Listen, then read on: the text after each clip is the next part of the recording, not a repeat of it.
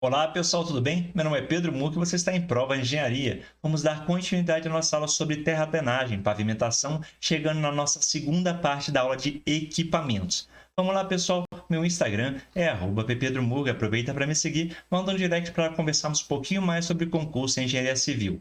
Bom, hoje nessa aula a gente vai falar sobre dois equipamentos muito importantes na pavimentação, que é o nosso trator de esteiras e o nosso trator sobre pneus, tá bom, pessoal? Esses equipamentos têm vantagens e desvantagens próprias, né? São ideais para determinadas situações. Então a gente vai falar bastante sobre esses equipamentos nessa aula. Então vai ser muito tranquila, tá? Geralmente as questões são bem fáceis, então não dá para perder essa aula, não dá para perder esse conteúdo. Antes de continuarmos a aula, eu peço para você se inscrever no canal e deixar aquele joinha que me ajuda bastante. Bom, vamos começar com a revisão dos materiais, né? Porque os materiais que ditam qual equipamento que será utilizado para seu transporte, tá bom? Então, começando pelo material de primeira categoria, que são os solos e seixos em geral até 15 centímetros. Olha só, material de primeira categoria, compreende os solos em geral, residuais ou sedimentares, seixos rolados ou não, com diâmetro máximo inferior a 15 centímetros, qualquer que seja o teor de umidade apresentado. O processo de extração é compatível com a utilização do dozer ou do scraper, rebocado ou motorizado. Já vamos mostrar uma imagem do nosso scraper, na verdade, de um motoscraper na nossa aula, tá bom? Temos agora o material de segunda categoria, que compreende o solo de resistência ao desmonte mecânico inferior à da rocha não alterada, cuja extração se processa por combinação de métodos que obriguem a utilização do maior equipamento de escarificação exigido contratualmente e a extração eventualmente pode envolver o uso de explosivos ou processo manual adequado. Estão incluídos nessa categoria blocos de rocha com volume inferior a 2 metros cúbicos e os matacões ou pedras com diâmetro médio de 15 até 1 metro. Ou seja, pessoal, até 15 centímetros temos material de primeira categoria. De 15 centímetros até 1 metro temos material de segunda categoria. Agora, para o material de terceira categoria, olha só, compreende os materiais com resistência ao desmonte mecânico é equivalente à rocha não alterada e bloco de rocha com diâmetro médio superior a 1 metro ou volume igual a 2 metros cúbicos, cuja extração e redução, a fim de possibilitar o carregamento, se processa com o emprego contínuo de explosivos. Continuando, pessoal, vamos ver o que a gente usa para a escavação do nosso material de primeira categoria. É o nosso trator de lâmina. Os equipamentos mais usados na escavação do material de primeira categoria são os tratores de lâmina, os motoscrapers e as carregadeiras de caminhões, sendo a escolha feita de acordo com os parâmetros estabelecidos de uma forma geral, com base em considerações técnico-econômicas. De modo geral, toda escavação de material de primeira categoria, com distâncias curtas, até 100 metros, deve ser executada com um trator de lâmina, equipamento no qual resultam para essa distância os menores custos. Mesmo que apresente distâncias maiores, todo o volume de corte que for economicamente viável deve ser feito com esse equipamento e o restante pelas outras máquinas. Continuando, pessoal, pode também utilizar o que? O nosso moto scraper, ou carregadeiras de caminhões, dentro das respectivas faixas econômicas de distância. Temos aqui um scraper. Scraper, na verdade, pessoal, é arranhar, tudo bem? Em inglês. Então, veja aí que ele está arranhando o solo, retirando aquele solo. Muitas vezes, esse equipamento não tem a potência necessária. Então, o que acontece? Coloca-se um trator para empurrar, né, o nosso scraper, que chama o que? De pusher. Beleza? Continuando aqui. Vamos falar agora da nossa motoniveladora, da nossa Patrol. O acabamento dos taludes e da plataforma para conformá-los com as cotas e configurações definidas no projeto deve ser feito com a motoniveladora ou o nosso Patrol, tudo bem? Que temos o quê? O nosso famoso patroleiro aqui, né, operando o nosso equipamento. Quanto aos solos, aqueles que foram julgados tecnicamente inadequados para a execução do aterro devem ser levados a botaforas, conforme o caso, e substituídos por volumes equivalentes de material de qualidade aceitável, obtidos em caixa de empréstimo ou corte ou outros. Continuando, pessoal. Como regra geral, quando encontramos no corte solos de boa qualidade de suporte, devemos colocá-lo nas camadas finais do aterro, que constituirão o subleito do pavimento. Lembrando que a camada final do nosso aterro é o que? São os últimos 60 centímetros, que tem que ser compactado de 20 em 20 centímetros. Beleza, pessoal? A economia da espessura do pavimento pode compensar em muito este custo adicional. Se ocorrerem solos de ótima capacidade de suporte, deve ser preferível estocá-los para uso posterior em camadas de reforço do subleito ou mesmo na subbase. Esse tema deve ser devidamente tratado quando da elaboração do projeto de engenharia. Continuando, pessoal, vamos chegar agora no material de segunda categoria.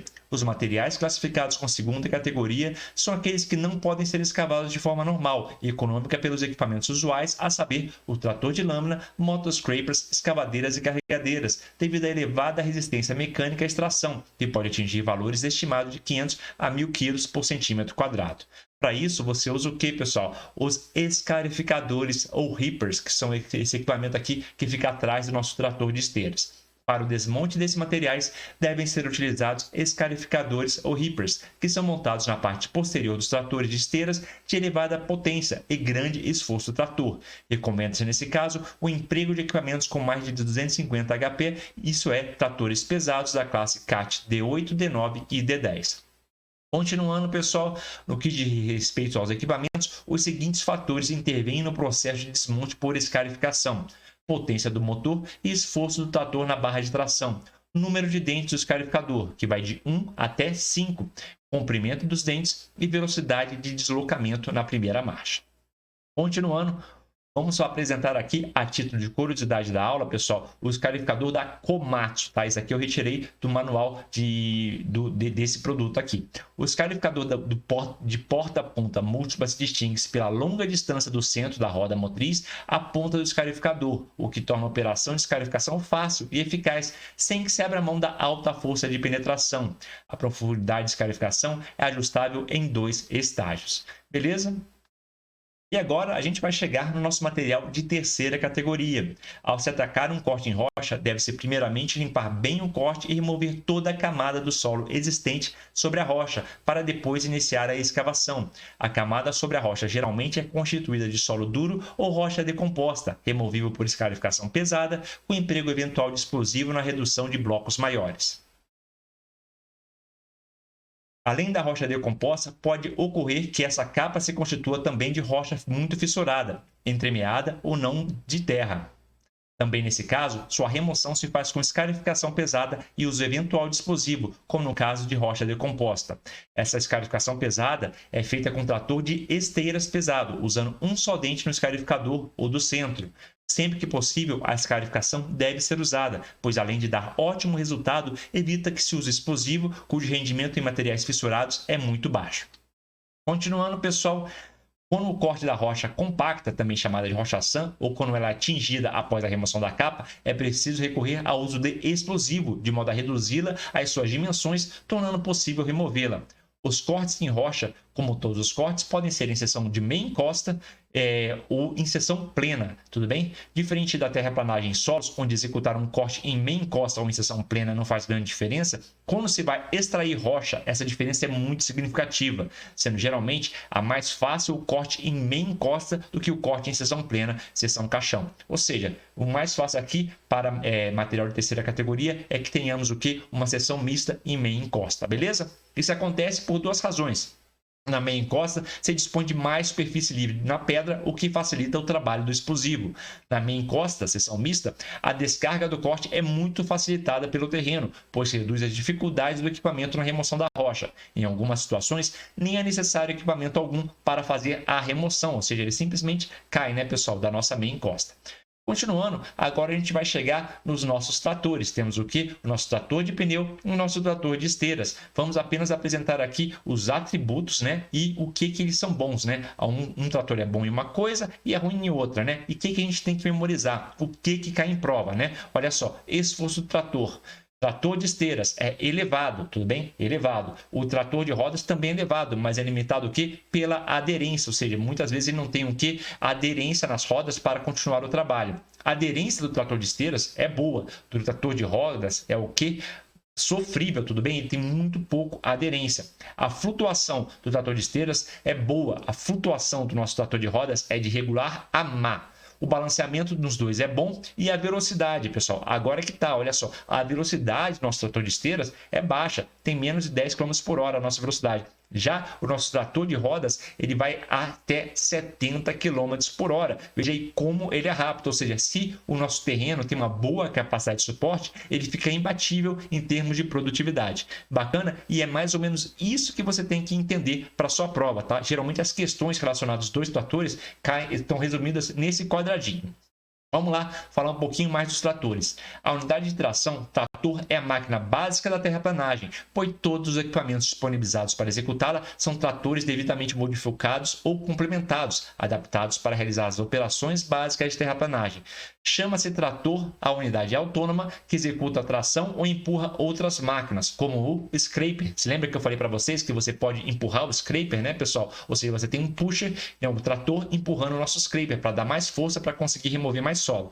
E pode receber diferentes implementos destinados a diferentes tarefas. Essas unidades básicas podem ser montadas sobre esteiras ou sobre pneumáticos, recebendo as denominações genéricas de trator de esteiras ou trator de rodas ou de pneus, respectivamente. Continuando nossa aula, a aderência, pessoal, é a maior ou menor capacidade do trator se deslocar sobre diversos terrenos ou superfícies revestidas, sem haver patinagem da esteira ou dos pneus, sobre o solo ou revestimento, o que suporta. Flutuação é a característica que permite ao trator deslocar-se sobre terrenos de baixa capacidade de suporte, sem o afundamento excessivo da esteira ou dos pneus na superfície que sustém. Continuando, esforço trator é a força que o trator possui na barra de tração, no caso de esteiras, ou nas rodas motrizes, no caso de tratores de rodas, para executar as funções de rebocar ou de empurrar outros equipamentos ou implementos. Velocidade é a velocidade de deslocamento da máquina, que depende, sobretudo, do dispositivo de montagem, esteiras ou rodas. Ou seja, tudo que eu falei para vocês aqui resumidinho no nosso quadro, tá? Balanceamento é a qualidade que deve possuir o trator proveniente de uma boa distribuição de massa do centro de gravidade e pequena altura do chão, dando-lhe boas condições de equilíbrio sobre mais variadas condições de trabalho. Então aqui vai a nossa observação, né? Os tratores de esteira e de rodas têm seus campos de aplicação bem distintos em razão das suas características diferentes. Continuando aqui, pessoal, em relação aos tratores de esteira, olha só, temos essa garra aí, veja como ele tem mais atrito, né? Como o nosso peso no trator de esteira é muito mais bem distribuído do que o nosso trator de rodas, tá? A esteira do trator é construída por placas de aço rígidas de vários tipos e tamanhos, ligadas umas às outras, de maneira que haja articulação entre elas, permitindo sua adaptação ou acomodação às irregularidades do terreno. Essas placas possuem na superfície, em contato com o terreno, uma saliência, chamada garra, tudo bem? Que nela penetra, aumentando a aderência entre a esteira e a superfície de suporte. A largura da esteira é bastante variável dependendo do tipo, porte e utilização da máquina. O uso de esteiras largas permite a diminuição da pressão exercida sobre o terreno e o deslocamento da máquina sobre solos de baixa capacidade de suporte, melhorando as características de flutuação. Continuando, a diminuição da largura da esteira implica no aumento da pressão de contato, de maneira que nos terrenos fracos haverá tendência de afundamento. Nos terrenos de maior suporte, a maior pressão exerce certo adensamento sobre o solo, resultando maior resistência ao cisalhamento, especialmente nos casos dos solos argilosos. Entretanto, nos solos não coesivos, areia, silto arenosos, isso não ocorre. Ao contrário, procure-se aumentar a área de contato, evitando a patinação feita pela falta de aderência. Continuando, pessoal, agora os nossos tratores de pneus, né? Os tratores de pneus são equipamentos normalmente agrícolas, mas também usados em terraplanagem. Montados sobre 4 pneus, sua finalidade é de puxar pequenas carretas, grade de discos, desatolar caminhões, etc. Continuando aqui, ó, quando rebocado grandes discos ou outros equipamentos mais pesados, pode usar nos pneus traseiros os rodados duplos, ou seja, temos aqui rodados duplos, é um pneu, né, e coloca mais um pneu ao lado, tudo bem? É um rodado duplo, o que permite a melhor aderência e tração. Visando melhorar a aderência, pode-se colocar água dentro das câmaras de ar até 3/4 de sua capacidade, completando-se o restante com ar comprimido. Continuando, pessoal, quando a topografia é favorável, isto é, as declividades das rampas não são fortes e as condições de suporte e aderências do solo são boas, as máquinas de pneus são insuperáveis, porque se pode utilizar a sua maior vantagem, que é velocidade elevada, significando, em última análise, a maior produtividade. Como eu falei para vocês, pessoal, a nossa velocidade, nosso trator de pneus é de quanto? De até 70 km por hora, né? Nosso trator de esteira vai até 10 km por hora. Então, se tiver uma grande capacidade de suporte, você vê aí que você pode ter uma produtividade muito grande com o nosso trator de esteiras. Continuando, questão Sebrasp 2012. A respeito da execução de obras civis, julgue o item subsecutivo. As carregadeiras de pneus podem ser usadas em terraplanagem realizadas em diversos tipos de terreno, dada sua flexibilidade e agilidade. Pessoal, questãozinha aí está errado, olha só, carregadeiras de pneus não podem ser utilizadas em qualquer tipo de terreno, tá? Realmente eu tenho que é flexível e é ágil, mas um terreno com baixa capacidade de suporte aceita a carregadeira de pneus? Não aceita, tá bom? Então está errada a questão. Mais uma aqui, FCC 2007. Analisando os dois equipamentos mais usados da terraplanagem, trator de esteiras e o trator de rodas, é correto afirmar que a velocidade do trator de esteiras é superior ao do trator de rodas. B. O trator de esteiras tem a melhor aderência sobre o terreno e grande característica de flutuação.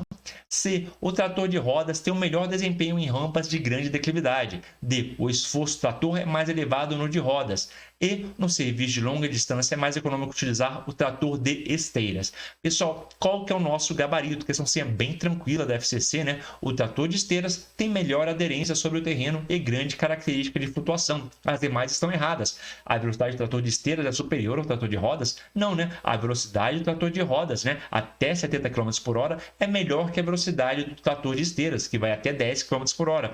O trator de rodas tem melhor desempenho em rampas de grande declividade. Não, o trator de esteiras, né? Porque você tem pouca aderência, tudo bem? Imagina aí uma grande declividade de 45 graus, por exemplo. O nosso trator de rodas ia ter um pouco de dificuldade, né, de aderência nessa rampa. Já o trator de esteiras iria subir com mais tranquilidade. O esforço do trator é mais elevado no de esteiras, tudo bem, pessoal? Porque tem maior aderência.